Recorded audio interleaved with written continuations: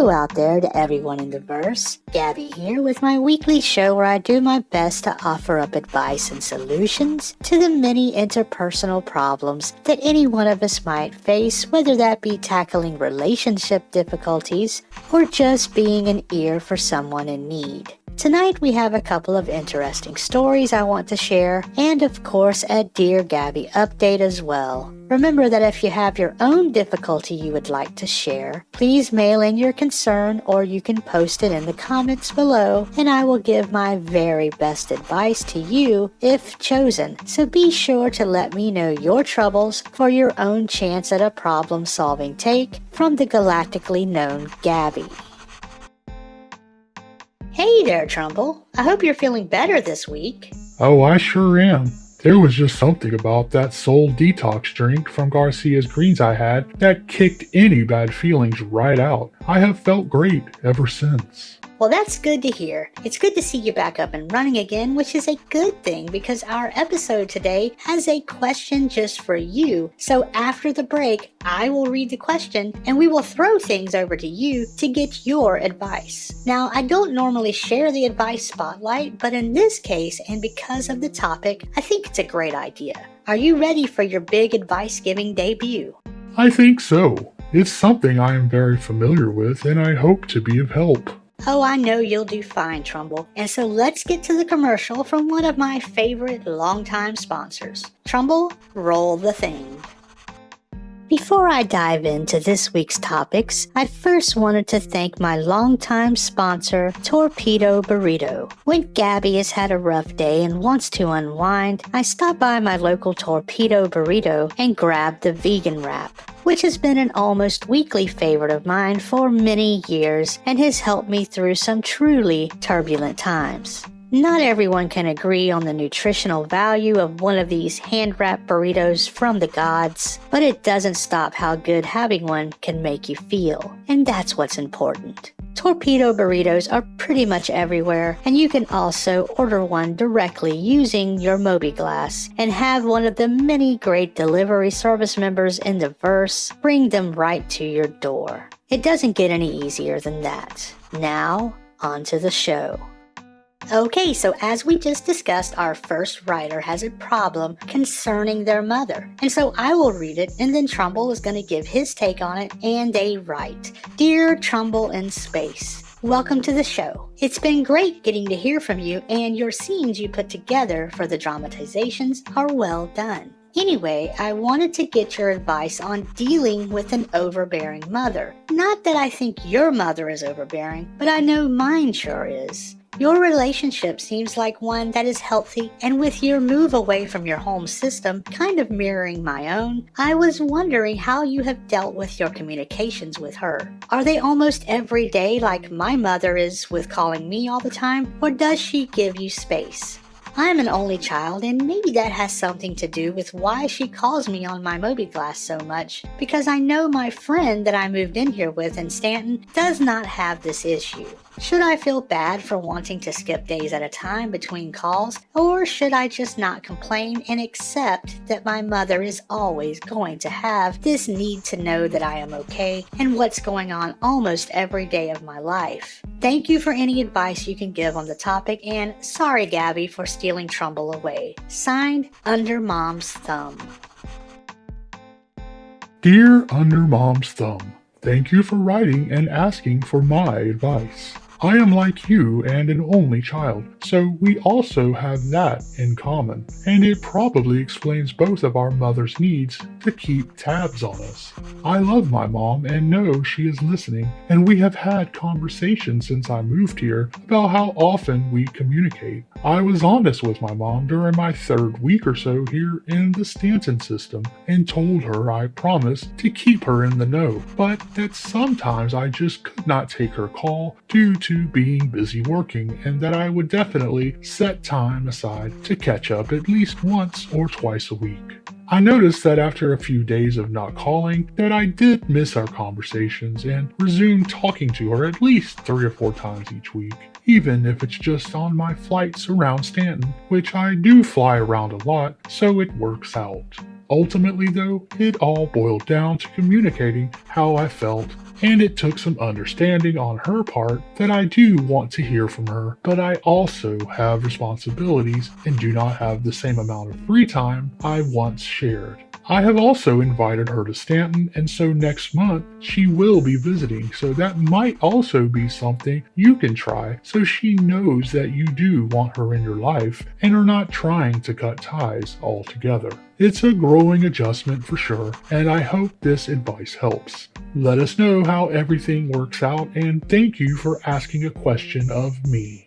Very good, Trumbull. That is excellent advice. Now, let's move on to the next letter, and they write, Dear Gabby in Space, I am writing in to share my past before I close the door on it forever. You see, I am 13 and about to be initiated into one of the gangs. I'm not going to say which one because I know you have quite the reach, and for what I am about to say, I do not want it getting around before I can make a name for myself. But I think with this new lifestyle, I want to leave behind who I was, the good, the bad, and the tragic. So consider this kind of like a confessional thing, if you will. I was raised in some of the grimiest places in Stanton. I've lived in Lauraville, Grimhex, and even a cave or two. My mother was killed a year ago this week during a raid on our camp by law enforcement searching for a bounty. She was not part of the bounty, and we had no idea a bounty was hiding out in our camp. But easy come, easy go, they say. She and I shared a love of music, and I can still remember her smile when I would play Moon River on a piano, or more often than not, a tiny, mostly busted keyboard that I took lessons on when I could. But for the past year, after being alone with no mother and not even being able to play the keyboard and continue my lessons, I have come to realize that the most important thing in life is survival, and I am tired of struggling. I have a mentor who sat me down and told me he could show me the stars and more, all while training me to take care of myself, but that I would not be alone because of our shared brotherhood. I just want to belong somewhere, not have to worry about where my next meal comes from, and to not be afraid anymore. I never want to be afraid again, and I have no love for law enforcement, so I think that pretty much sets my course. I am not regretting my decision to join the gang, but I never want to think about my old life again, and so consider this me leaving it all behind. Since my mother is not here for me to say goodbye to, I thought I would choose the next best thing, which is your show, since she loved listening to it so much. In fact, she was in her tent listening to it when she was killed, so I guess she died doing what she loved the most. You can call me Little Man Harold. Dear Little Man Harold, thank you for writing in, and also I'm sure your mother loved you way more than listening to my show. As for you sharing your confessional, I have news for you. Just because you want to start a new life and leave behind your old one, that never works out. Sure, you can run away from your past, and let's be clear here, you are running away from it. And I must say, you are taking the easy way out, which is not what a fighter does. So I'm going to assume that your time as a gang member will not go well, because it's only those with the fiercest fire in their bellies who are true fighters who are able to go on and be the best gang members. All the rest are just cannon fodder that usually get killed when there is an attack. You have only touched on some of your past, but from what you did mention, I can say that you could have had a life in music if you so wanted to fight for it. One thing that is not a sign of weakness is to ask for help, and your letter could have been that. You could have said that you have been all alone after your mother's tragedy, and that even at 13, you wanted more in your life, but had no idea how to get it. And I could have told you that I know someone, or an organization actually, that helps youth get into the arts, including piano, and they would be more than happy to help you make something of yourself. But you did not go that route, and instead feel the need to become a lawless thug and ruin your life. No one says you have to join the law as a profession, just as going the exact opposite route is not something you have to do. You have options, if only you would be brave enough to ask for help. Your mother's favorite song is a good one. It was written on ancient earth from the Sol system and composed by a wonderful composer who based the arrangement on his memories of a river he lived off as a child. Through his music, he was able to affect millions, if not billions, and that river was even renamed in his and that song's honor. The power of music is about bringing people together, and there is not much a nobler thing than doing that. Whereas violence is only known to take things and people down, no matter which side you might be on. Many of us have our lives shattered by violence, and here you are, about to join those who believe in the religion of the weapon instead of those who practice the arts to honor those who have fallen before us.